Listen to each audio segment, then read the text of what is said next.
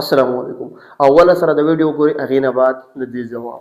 ځکه وزیر یم که مسعود یم، ځکه مومن یم که د کورم یم، ځکه د باجوړ یم که د وادي تیرا او د خیبر ایجنسي یم. زه چې د هر ځای چې په کوم ځای کې سونا راووته، په کوم ځای کې وسایل راووتې، ما ته به د ورور په سترګه ګورې، ما ته به د سړي په سترګه ګورې. یا تا ته یې نه درکوم، تا په قسمت کې ګولۍ لیکلې ده، ګولۍ. ستا په قسمت کې جنازې لیکلې ده، ستا په قسمت کې ړنګې ودانۍ لیکلې دي، ستا په قسمت کې هجرت لیکلی دی. دا د تا سره هېڅوک هم نه مني، هېڅوک هم نه مني. او پښتانه وایي بې وسه یم لیکن بې غیرته نه یم. راته یخې مې یې پرې یخې مې نه یې، خالي د ورځې انتظار کوم. په دې ویډیو کې مولانا صاحب ډېر په ډیټیل باندې خبره وکړه.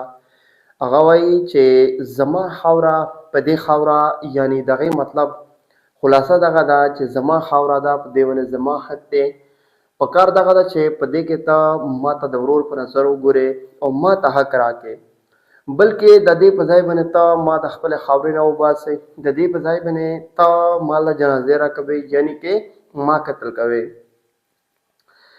زه خو اول ډېر په معذرت سره چې کوم خلک د ویډیو ګوري او په دې کې به د ډیفرنټ پټول خلک ناست وي، خو زه ایز ا پښتون دا خبره به کوم چې لږ موږ تاسو په کار دا چې پالیټکس یعنی کې سیاست ته راشو، په سیاست باندې موږ تاسو خبرې وکړو.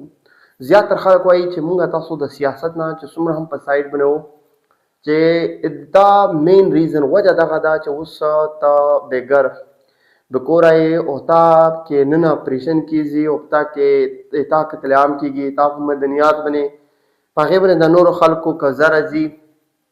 هغه په دې وجه راځي چې په تا کې دا نه دی، په تا کې عقل نشته، شعور نشته شته، خو ته خپل ځان د سیاست نه په یو سایډ ساتلی دی، بلکې سیاست ته په داسې نظر ګورې چې سیاست ښه څیز نه دی. د هغې په وجه سره ته نن ډېر په سایډ باندې روان یم. نو موږ ته پکار ده چې موږ تاسو په سیاست باندې سپیشل ډسکشن وکړو. اوس به موږ تاسو مین خبره وکړو په دې څیز باندې چې مولانا صاحب په دې ذهن کې وایي چې ته ما ته جنازې راکوې، ما ته یعنی کې د دې یو مین ریزن غټه وجه دغه ده چې دا اګین د خلکو سپورټ غواړي. خو که په یو انسان کې لږ هم عقل وي نو هغه به دې ته وګوري چې زه دا نه وایم چې عمران خان یا د پی ټي آی حکومت و هغه و دغه وه. ټولو خلکو ته په ګراوند باندې په میدان باندې ټول خلکو ته معلوم دي چې په قبایل کې او په کې پی کې حالات څنګه وي، بلکې ټول پاکستان کې حالات څنګه وو چې د خان صاحب حکومت و. زمونږ د دې سره لینا دینا، زمونږ د دې سره کار نه ده چې د چا حکومت دي، خو کار زمونږ د دغه څیز سره دی چې مونږ ته امني، پښتانه ته امني، بس مونږ دغه څیز غواړو، امن راځي. نو که مونږ تاسو یو څه وګورو مولانا صاحب په دې خلکو که داسې کاس ورته ویلي وای چې ته اوس ما ته دا خبرې کوې چې هغه ده دغه ده، نو چونکې چې په کوم ځای کې امن وم، په کوم ځای کې ما ته خپل حق د میلاوېدلو ولوم، په ځای کې خو ته ورچک شوې د پی ډي ایم صدرات یې کوم، هلته کې په پی ډي ایم کې د ووټونه اچول، نو د چا حکومت ته غورځوم د خپل مفاد دپاره، د خپلو سیټونو په صوبه کې حکومت راوستل دپاره ته د چا سره میلاوې. نن سبا چې ته په چا باندې تنقید کوې، په کم خلکو باندې، هغې خلکو سره خو ته میلاوې، زما په امن خو ته خاورې واړولې، ولې چې تا هلته کې په ما باندې د ما په امن باندې د خاورې واړولې. نن ته څنګه وایې ما ته چې ما ته جنازې راکوي، زما هغه ده، زما دغه ده، ما ته به د ورور په نظر ګورې، ولې تا ته پته نه وه دغه خلکو. دا خو څه کوي چې هغه خلک دا اپریشن د کوم وخت نه شروع دي.